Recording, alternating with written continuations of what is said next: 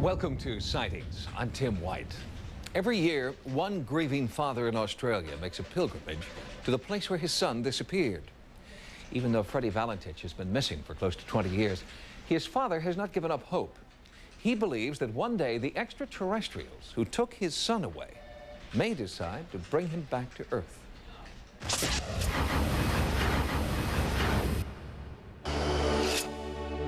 He was a 20-year-old pilot with the Australian Air Training Corps who took off on October 21st, 1978 and was never seen again. Freddie Valentich took off from Moorabbin Airport in Victoria, bound for Cape Otway on King Island. 45 minutes into the flight, the control tower in Cape Otway received an alarming SOS. Valentich was on a collision course with a strange craft he could not identify. According to the tower, the radar screen was clear. For 6 minutes, Valentich continued to insist that a UFO was approaching him at a high rate of speed. Then his radio went dead. Is there traffic below 5,000? No traffic. Traffic above me at 5,000? None. And none, repeat, none near your position and altitude. Tower, you must recheck. Above, now below me, a terrible brightness. Nothing. Nothing. And then he was gone. Fred Valentich and his airplane disappeared without a trace. He is considered legally dead by everyone but his father. 17 years after Fred's disappearance, Guido Valentich still makes an annual pilgrimage to Cape Otway, where he believes he lost his eldest son to a UFO. That particular day, I was supposed to be with my son on the airplanes, and I feel a little bit sorry that I didn't go, because in my mind I felt that if I would have been with him, perhaps, one would say, the situation could turn out slightly different. Why would a father return here every year on the anniversary of his son's disappearance and reflect on the possibility that his child had a close encounter with a UFO? Because, Guido Valentich says, knowing Freddie, it's the only explanation that makes sense. He was hardworking and honest, a straight shooter who knew how to fly. His future was to be a commercial pilot. He had about close to 200 hours flying. The last time I spoke to him was that morning, the 21st of October, at the breakfast table. And as he went out, I remember Dick was saying to me, you know, the last word he said, "Oh, it's got to be a beautiful day to fly today." Freddie's flight plan that warm, cloudless evening took him over the infamous Bass Strait, an area known as the Australian Bermuda Triangle. There had been other disappearances, reports of mechanical failures and magnetic anomalies. But Valentich was the first pilot to ever report into the control tower that he was in the presence of a threatening UFO. His voice told the controller to take this SOS seriously. Tower, it is not an aircraft. Repeat, not an aircraft known to us. Unidentified vehicle is a green light at terminus of upper cylinder. Out of projection appears to be aluminium or some other light metal. Windows are unmistakable, and I see 4 other lights from the interior. No, not windows. Some other observation area. Tower, he's playing a game. The actual tapes of Freddie's communication with the tower were considered top secret, and Guido Valentich was allowed to listen to his son's last words only one time. Soon after, the tapes were erased. A version of the tape transcript was leaked to the media by anonymous airport personnel. Valentich gave a complete description of the type of the craft, the shape, the portholes, what it was doing, how it was buzzing him, circling him, going off at great speeds, disappearing, coming back. And he was in constant contact with the tower over this period of time until 7:14, when all of a sudden he said this was approaching him and bathed him in a green light, the plane and everything. And then there was a metal scraping sound, and he just disappeared off the face of the earth, the plane and everything. You believe me, Log? Sure do. We know it's Valentich. Thank you, Tower. In proceeding at a speed of 110, at the same course moving up to 4,000. Wait, engine faltering. I've got rough idling, she may cog. She's coming up from rear in tremendous burst. His green light is all over here. It's not an aircraft. Going up to 5,000, 6,000, long wingless metallic tube spouting flame. I feel scorching. I feel... 229, 229, we hear something tearing.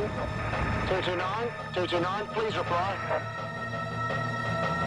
When the tower lost radio contact, a search plane was sent to the point of last contact, 12 miles off the coast of Melbourne. There was no sign of Valentich. They searched by air, by land, and by sea. But after 3 weeks, searchers had found nothing, and the operation was suspended. 21st of October, because it's one day which I can never forget. I like to go down to respect and study some of the area when this phenomena occurred, and I'll be able to see some strange thing perhaps on that particular day. Officially, there were no eyewitnesses to Freddie Valentich's disappearance nearly 20 years ago. But a small group of UFO researchers claim there were eyewitnesses working here, working for the United States government. This is the Pine Gap Research Facility, a tracking station located in the Australian outback. And according to researcher Robert Dean, Pine Gap knows more than it's willing to tell about Fred Valentich. They can track anything from a basketball-sized meteor. There's no question in my mind that the Pine Gap facility tracked that object. They were tracking Fred. They were tracking that object. God knows when the truth will come out. But I think Fred was grabbed. And I know Pine Gap must have monitored the whole damn thing because we monitor everything. According to Dean and others, the Pine Gap tracking station did much more than simply track the last moments of Fred Valentich's life. Did officials there have a hand in the death of an innocent man? More on this story when Sightings returns. Next, the Pine Gap connection to the disappearance of Freddie Valentich. The real secret behind it involves the alien reality and UFOs.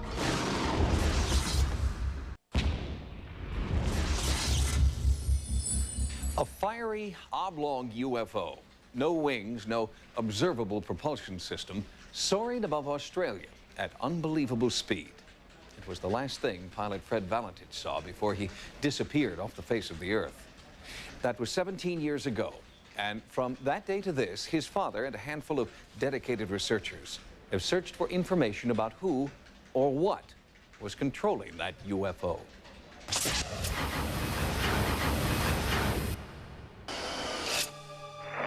229, are you on a collision course? Over. No, it's still at my side. It can hang motionless.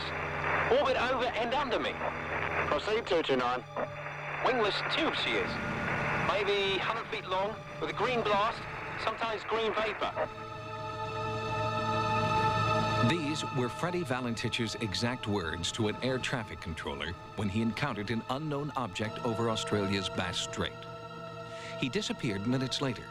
Now, a small but convincing group of researchers believe that Valentich's encounter must have been observed and was then covered up by a super-secret government tracking facility at Pine Gap, Australia. Anything that comes in from out there in space, on the planet, is immediately picked up, whether it's a meteor or whatever. If it's one of our own satellites, if it's something we don't know, immediately they pick it up.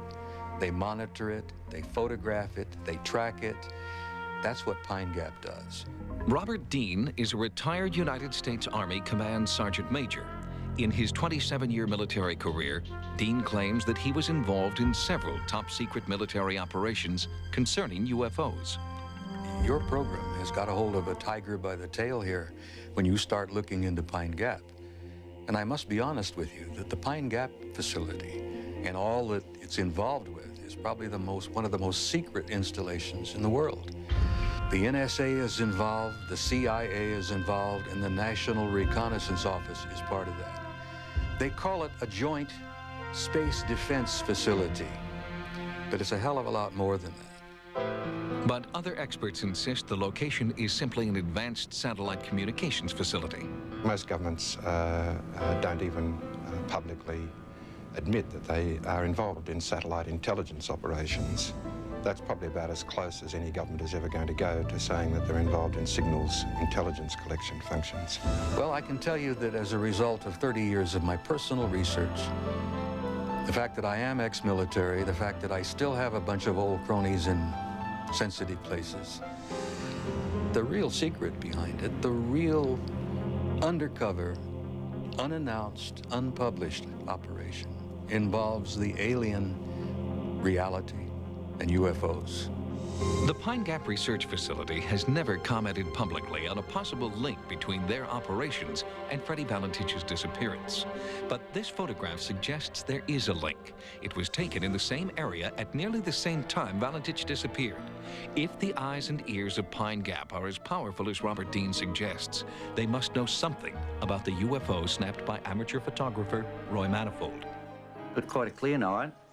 It was cool. We had the fire going in the front room, and everything just seemed normal that night. And I'd taken the photographs, and I'd taken the 6 consecutive ones. And I'd walked inside, and I just come inside. Oh, I was only been there about maybe 5 minutes, and I heard an aeroplane pass overhead. The airplane was Freddie's Cessna, just moments before Valentich's fateful UFO encounter. And later, when Roy had his film developed, along with the beautiful sunset, there was this important clue to Freddie's mysterious disappearance. He got this object here on his 6th frame, and it was quite strange that he thought that at one instant there was something wrong with the camera, but then when he took back to the laboratory at Kodak, they assured him that that object there, it's nothing wrong with it. He's definitely got an object on it. Computer analysis and enhancement of the UFO in Manifold's photograph reveals that the object was a solid, metallic, reflective sphere, approximately 70 feet in diameter. The fact that this picture was taken just minutes before Manifold heard Valentich's airplane suggests this may be the craft Freddie saw moments before he vanished without a trace. Air Corps officials, however, vehemently disagree. Some of the experts said that he got disorientated and that he was flying upside down. But the Cessna 182 has got the petrol, or gas, aviation gas, is in the wings, and it's gravity fed to the motor. So 49 seconds of flying upside down, the motor would have cut out. He was talking for 6.5 minutes. So that tells you he wasn't flying upside down, he wasn't disorientated. Now are you all clear, 229? And there's no strange craft, right? Could be a miscalculation. Did you hear a vibratory? Tower, heard nothing but my own sound. Electrical phenomena, 229. Perhaps ball lightning can do strange things. Mirage is not uncommon with storm flare. Storm flare far off to east, Tower. Not vapor trail either. Holy, here he comes from the southwest. All shiny and metallic. My God, she comes at me! Knowing Frederick, he wouldn't deviate rules and regulation. I'm quite certain that he would not go on that radio and inquire about to the air traffic controller what he's got around him, unless it was something really worthwhile to ask, because to him it wasn't a conventional aircraft, therefore something else, and could have been extraterrestrial. But the time will tell. For 17 years, a family has searched for answers, and now they hope that Pine Gap will share its information concerning Freddie, the UFO in this photograph, and one of the most puzzling encounters in UFO history. Only 2 pilots are believed to have disappeared as a result of their aerial contact with a UFO. Fred Valentich and Thomas Mantell, a military pilot from Louisville, Kentucky.